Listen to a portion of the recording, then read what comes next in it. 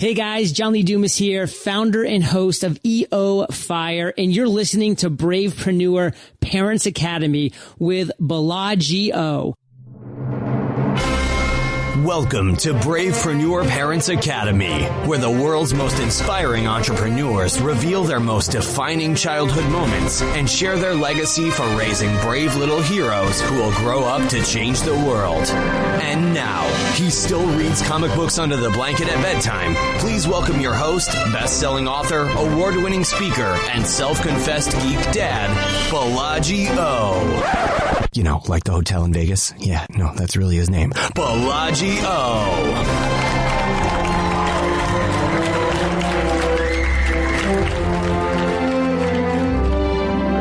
Ladies and gentlemen, welcome to another edition of the Bravepreneur Parents Academy. Today, we got him. We got him, y'all. Yes! We have the man, John Lee Dumas. He's the founder and host of EOFire, an award-winning podcast where he interviews today's most inspiring entrepreneurs 7 days a week. How does he do it? JLD has produced over 1,000 episodes. EOFire generates over $300,000 a month. That is not a typo. That is correct. $300,000 a month. Over 1 million unique monthly listens just in the past 3 years alone.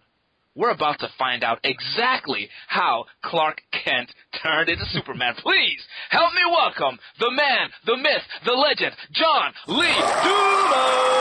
Wow, I mean, I feel like there should be smoke rising from like the floor and like cheerleaders lining the way. There are few people that can match my energy on a call, and I do 8 of these interviews a week on EOFire. I've done over 1,150 total, and you are in the top 1%, my friends. Oh, sir, thank you. I appreciate that. But listen, you are a big inspiration. John is my podcast mentor, but I only have him for about 11 more minutes, so I'm going to give you guys all of John's time. John, we want to figure out exactly how you became the Superman that you are today. And so we're going to get into some of your favorite topics. First and foremost, John, focus. Follow one course until success.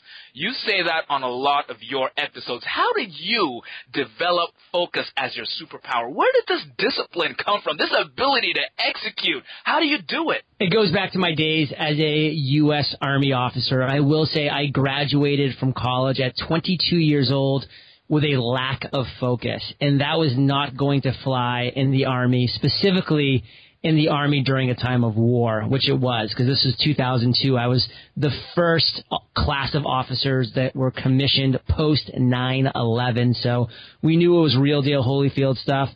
We knew we were deploying to war. Sure enough, I spent 13 months in Iraq, and I'll tell you, when you're a platoon leader and 16 lives are on your hands, you learn discipline, you learn what it means to train correctly, and you learn how to focus to get it all done. So that was something I learned at a young age, and it's something I've kept with me through the years.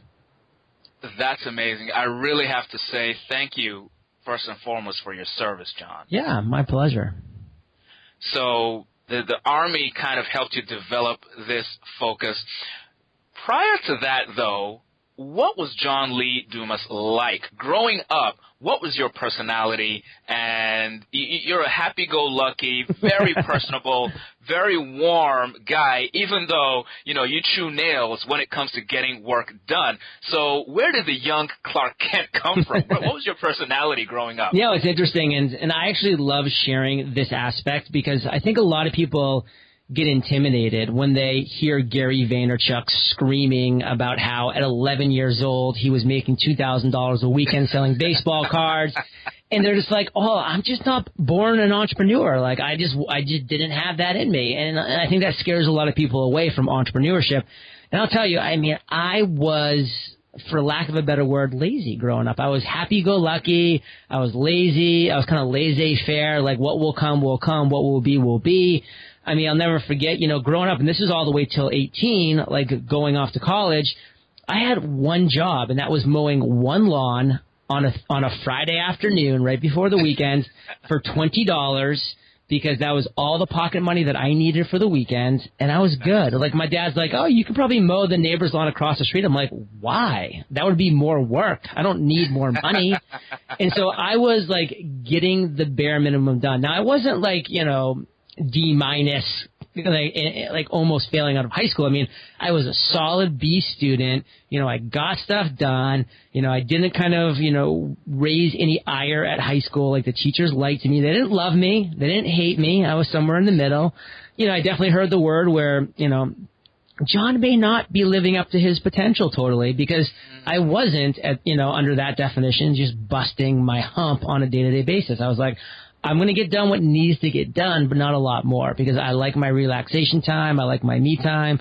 And I wasn't this hard-charging entrepreneur. And I'm actually still not to this day. Like, even going back to our initialness of focus, it's so critical. I know when to chew and spit out those nails and just crush it. For instance, yesterday, I did 8 back-to-back interviews. That is a crazy, insane, intense day.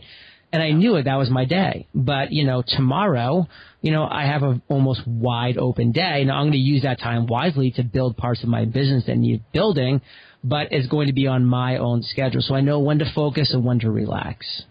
I love that. And I also love, John, that you surround yourself with people who complement your skills. Kate, for example, on your team is exceptionally good at systems and processes. And I know you emphasize how we are the average of the 5 people we spend the most time with. So, John, I wonder if you can give us a snapshot into what 5 relationships were surrounding you when you first started this journey, Entrepreneur on Fire. It was one of my choosing, which is critical. A lot of people don't really choose those first 5 that they surround themselves with when they start. They just kind of end up being the 5 that have been surrounding them, in the months or years prior to that, which isn't the right 5. So I went out and I hired a mentor who immediately became one of my first 5, Jamie Tardy, who was a successful business podcaster. And then I went and joined Cliff Ravenscraft, the Podcast Answer Man's podcast mastermind, for a year. So not only was I surrounding myself with Jamie and Cliff, 2 of the top people in the industry, but now I was in a mastermind of 9 other podcasters, where every single week we were getting together and we were all doing the same thing. We were looking to launch and grow our podcast. So that was incredibly critical, and that was a big step in the right direction for me. Wow. That is really cool. So not only did you have the focus and the discipline to execute, you also made sure you were learning from the best, and you put yourself in an environment where you could get the guidance and the course correction from those experts. Yeah. That makes a lot of sense. John, we want to put you in the red phone booth right now. This is where Clark Kent transforms into Superman. We're actually going to go back. This is similar to the EOFire lightning round, but the questions are going to be a little bit different. So, John, if you're ready, with your permission, we're going to put you in that booth. Are you ready? Let's ignite. All right, John, let's do this. Who was your favorite superhero growing up, John? It was Batman. I just loved how he was just so calm, so cool, that dark voice, that kind of just stormy stare that he had, like he wasn't over the top. He just let his actions speak for himself, and I was really impressed with that. I loved his tools.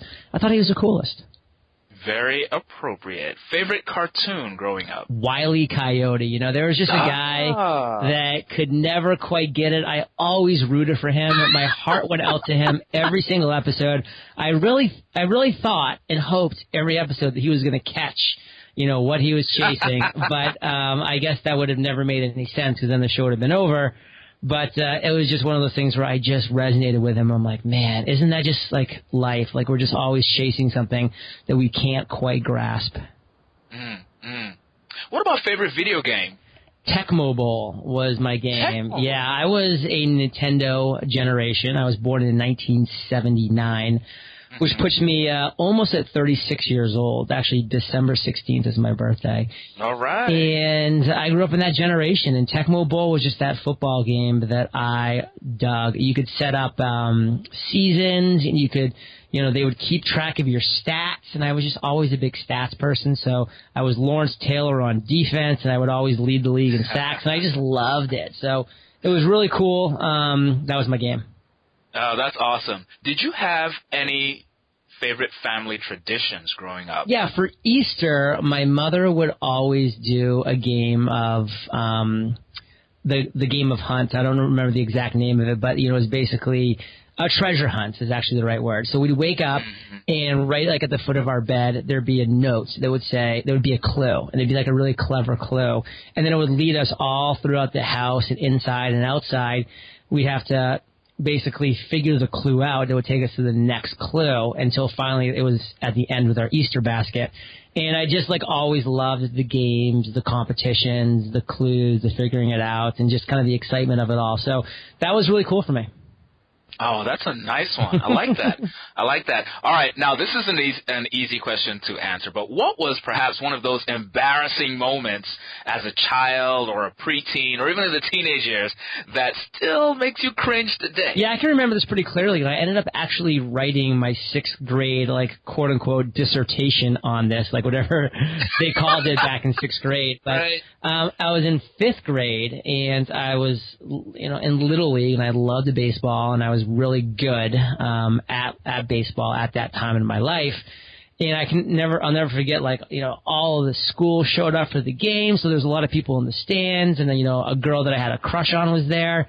And, there goes a pop fly, and I'm the shortstop, and, I was playing a great game, and I started running to go catch the pop fly, and it was heading towards the third base fence, going out of bounds, and it was which is right where the actual stands were. And I just kept my eye on the ball, just picturing myself catching this ball, right in front of the stands, and it was going to look so cool. Next thing I just know, boom, my eyes were just on the ball, and I ran smack dab into the fence. Oh. It just ripped my lip open on me. So blood is everywhere. I'm crying. It's a whole scene, and it was so embarrassing. I didn't want to go to school for weeks because I had this big cut on my lip, and all you could do is just remember that was why.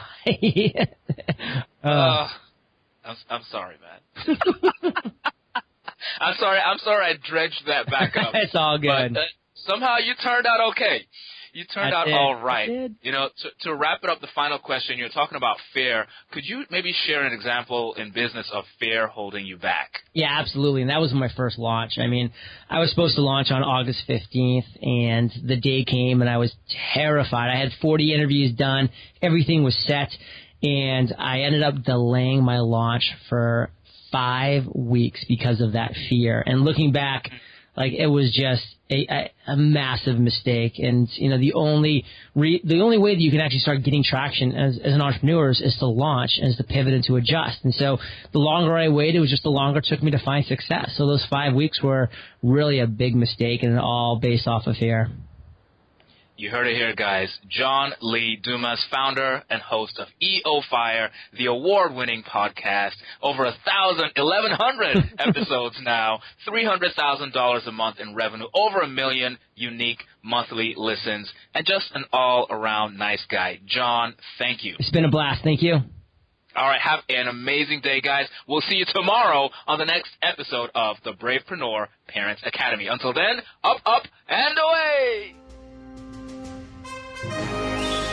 Fear not. Although this chapter of Bravepreneur Parents Academy has come to its conclusion, we have many more adventures for you and your brave little heroes. Head over to bravequest.me for access to the Brave Quest Journal, an interactive activity playbook that rewards your little ones with points for accomplishing tasks that build character and unleash your child's inner superhero all before bedtime. We look forward to having you join us for more adventures next time on Bravepreneur Parents Academy.